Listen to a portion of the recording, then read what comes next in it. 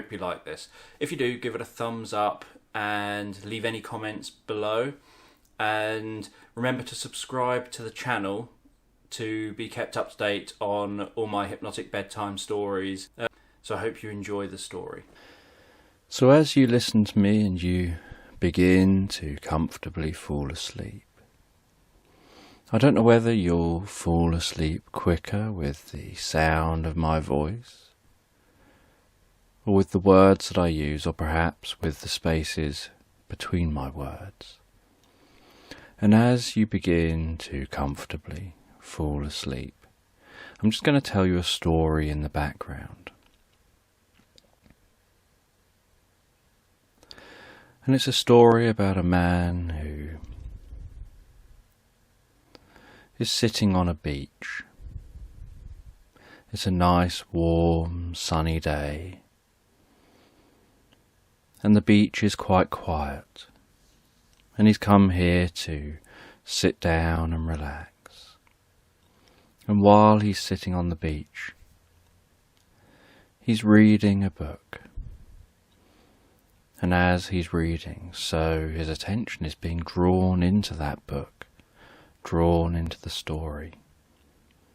And in the background, he's aware that there's the sound of the waves lashing on the shore.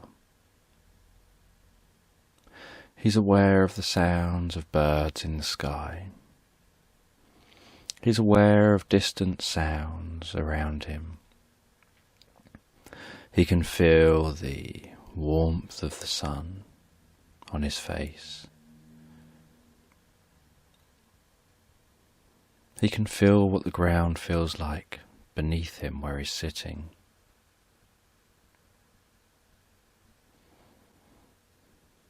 And yet his attention is drawn into the book. And while he's reading the book, he finds that it's almost like the story jumps off the page and starts to form in his mind.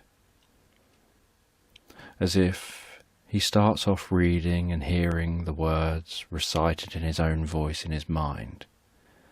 And then gradually, that reciting voice fades away to almost experiencing the story on the page. And the story that he's reading is about someone out on a boat.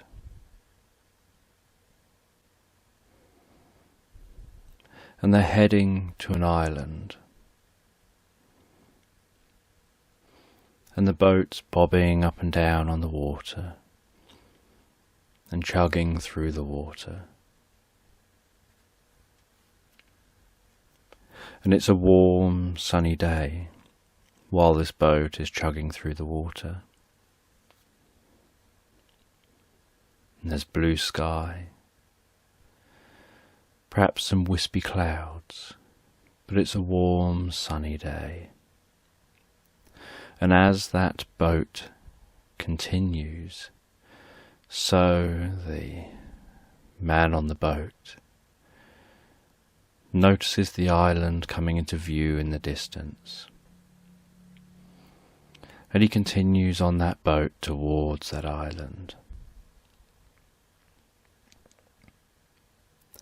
And the boat continues to move with the waves, as well as moving through the waves.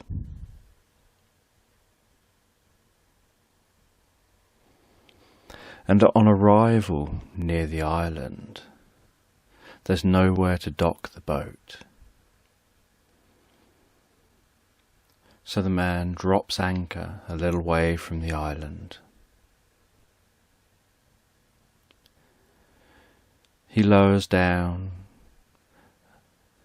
a little rigid inflatable boat off the back of his boat into the water, climbs aboard that,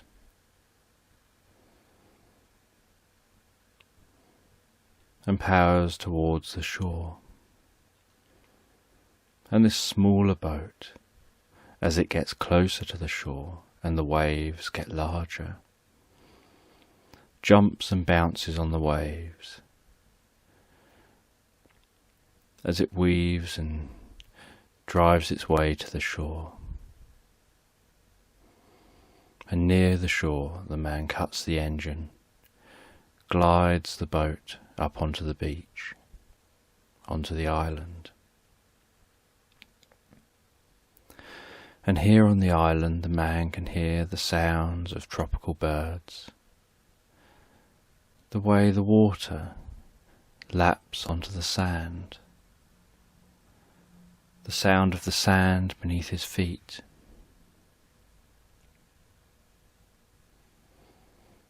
And he starts exploring the island. He's here to discover something. And as he explores the island, he finds a beach ball that appears to have been washed up here.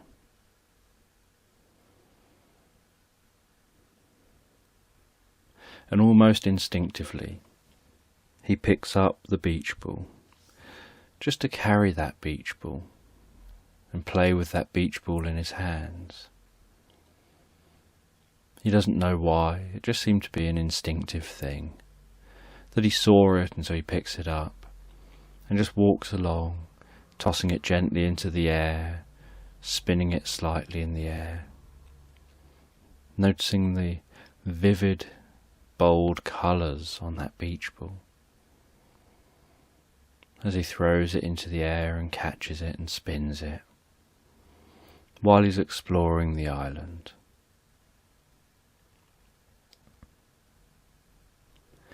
And he cuts in to the trees, works his way through the trees. Then as the trees get denser, he has to put down the beach ball to continue, so that he can push through those trees.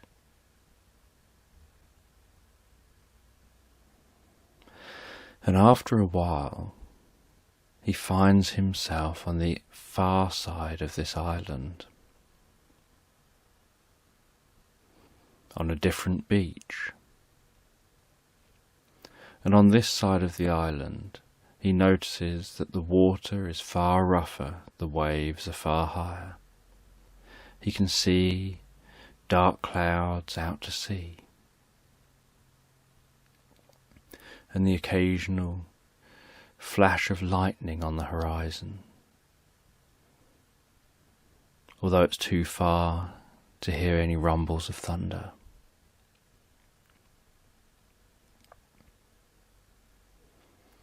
And he starts exploring this side, starts exploring this beach. He doesn't know exactly what it is he's looking for, but he knows that he'll recognize it when he finds it.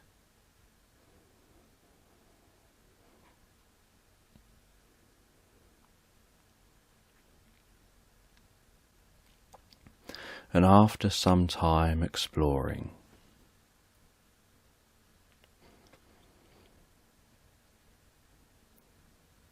he sees what looks like a part of a chest poking out from the sand. He goes over and with his hands he digs around that chest until he can pull the chest out of the sand and onto the beach.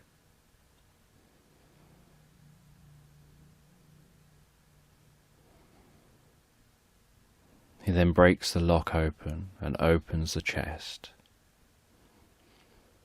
And inside he finds a book. And while sat down next to the chest, he starts flicking through the pages of that book. He starts reading the pages of the book and looking at the images in that book. And he realizes that it's teaching some kind of knowledge, something he has to do.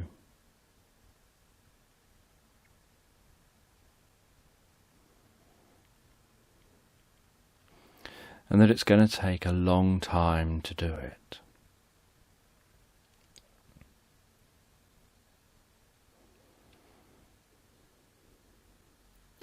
And he realises that this column of stone that's next to where he's just found the chest, that's just off the tree line, is there for a reason.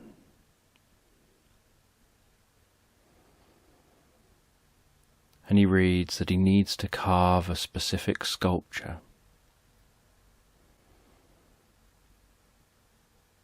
if he's to get what it is that he seeks. And he reads in the book what that sculpture is supposed to look like, what carving he needs to do. And then in the chest he sees that there's a hammer and chisel. He takes the hammer and chisel and starts chipping away at that stone, chipping away carefully, in small amounts at a time. Chipping away what isn't necessary, with the idea that it will leave just that which is necessary.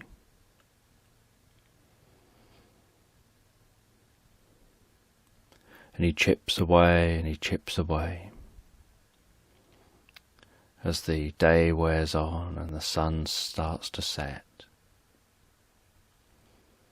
He then sets up a camp on the beach for the night, lights a fire, has something to eat,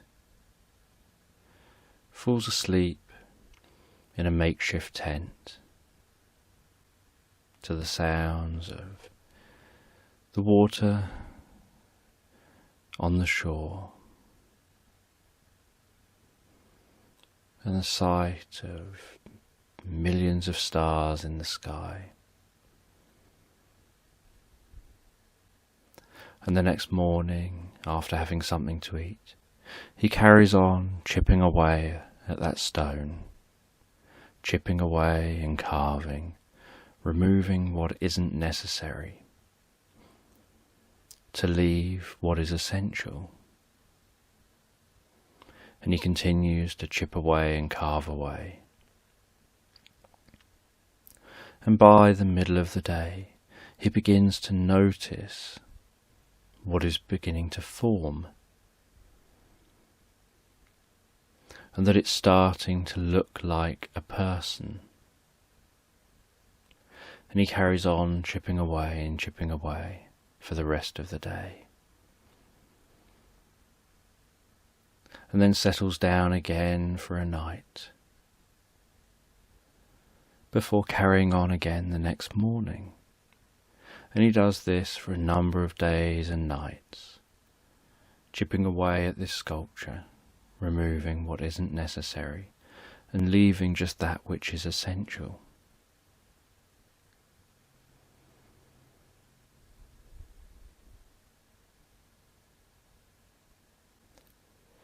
And after a number of days of chipping away, he finally finishes the sculpture and sees that it looks like a person facing into the woods.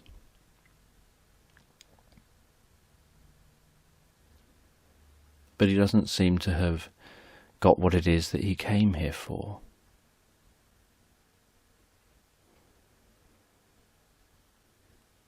And so he doesn't fully understand. He's invested a lot of time and energy into chipping away at this sculpture. And he sits down on the beach, wondering what he's supposed to have learned, wondering what all this means. He's removed all that stone, and yet this sculpture is just a sculpture of a person. It hasn't taught him anything. And he has something to eat, and he falls asleep that night, wondering what this could all mean. And he tries to let his brain process that, let his brain work on what this could all mean. And he processes the last few days, processes all the effort he's taken, all the information he's read.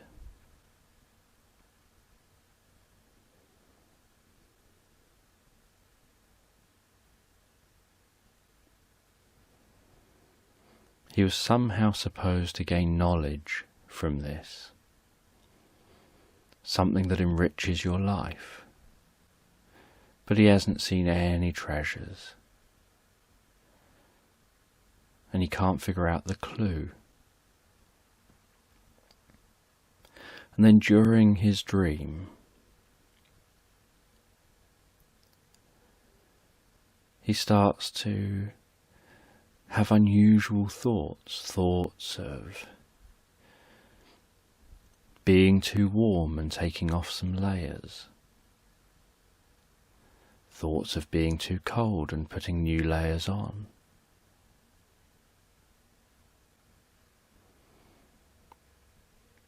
thoughts of getting to know a best friend or a loved one.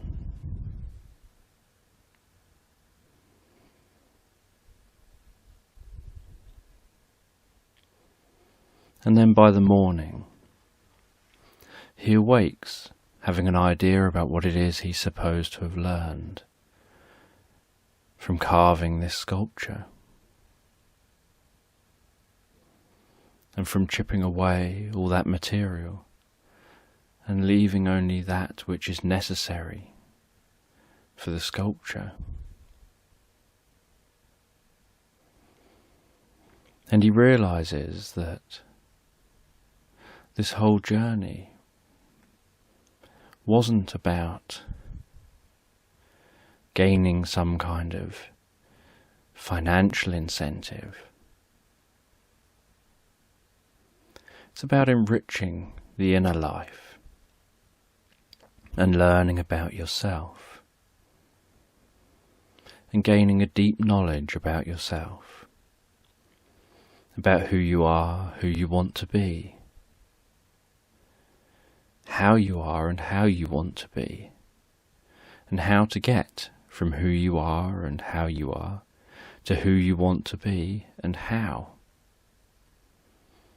And he realized that's what working on this sculpture has taught him.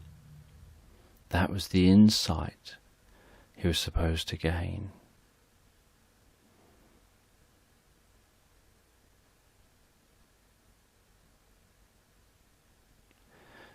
And just as he looks at the sculpture, having gained that insight, just like a snowman, the sculpture seems to melt into nothing.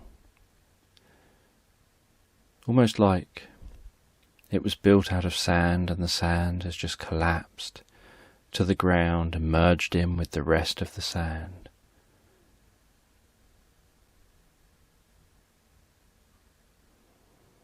And he placed the book back in the chest.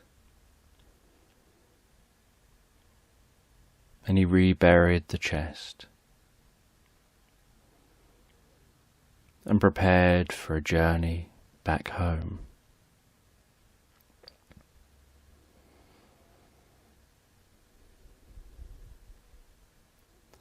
And he cut back through all the trees, all the way back to the beach he arrived on, pushed his boat into the water, started the motor, travelled back to his boat, got on his boat, brought up his small boat, raised the anchor and set back off again, homeward. And as the story ended, the man closed the book, aware that he had learned something about himself from this story that he decided to read.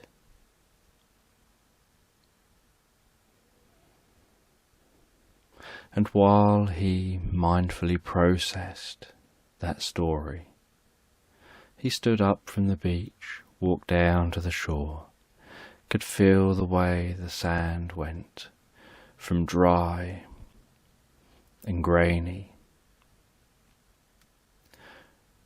to damp and stodgy, where his feet would sink slightly into the sand with each step, and he could see the area of dryness spread from under his foot each time he placed his foot down, as it compressed the sand and pushed the water out the way, and could notice with each step how when he raised his foot, that water rushed back in again, making that sand damp again. And he walked to the water's edge, and he walked a little way into the water and could feel the warm sea water around his ankles, feel the movement of the water around his ankles and his feet, the way it pulled the sand in and out, that he could feel through his toes. He took a few deep breaths of the sea air, could feel the warmth of the sun on his face, as he enjoyed and processed the insights he'd gained from reading that story, and allowing himself to become absorbed in that story. And he processed those insights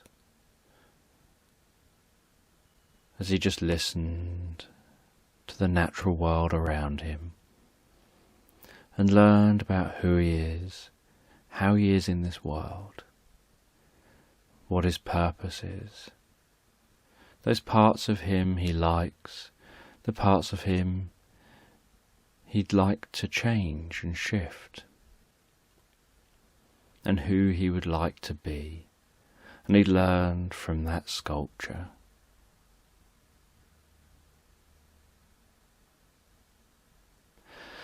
And then after spending some time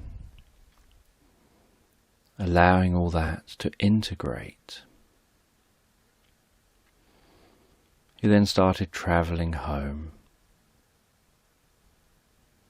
still thinking about how he's integrating all this new learning. And on arrival home, he had something to eat. He relaxed for a while.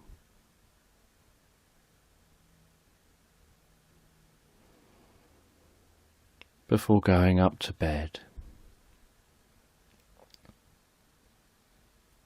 closing his eyes and drifting comfortably asleep. And as he drifted comfortably asleep, he began to dream about being on that island, about running his hands around the sculpture, feeling the handiwork that was done, feeling a connection with that work, admiring that sculpture, learning from that sculpture, feeling the smoothness of the stone to the backdrop of a distant storm.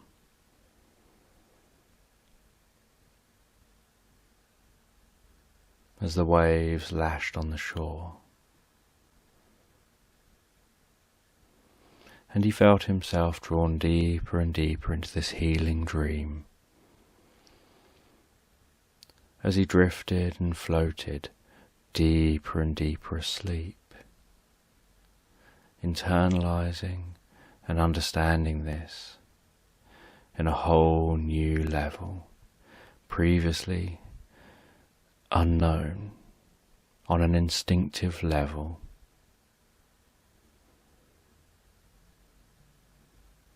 Until his dream began to fade, and he began to just drift even deeper and comfortably asleep.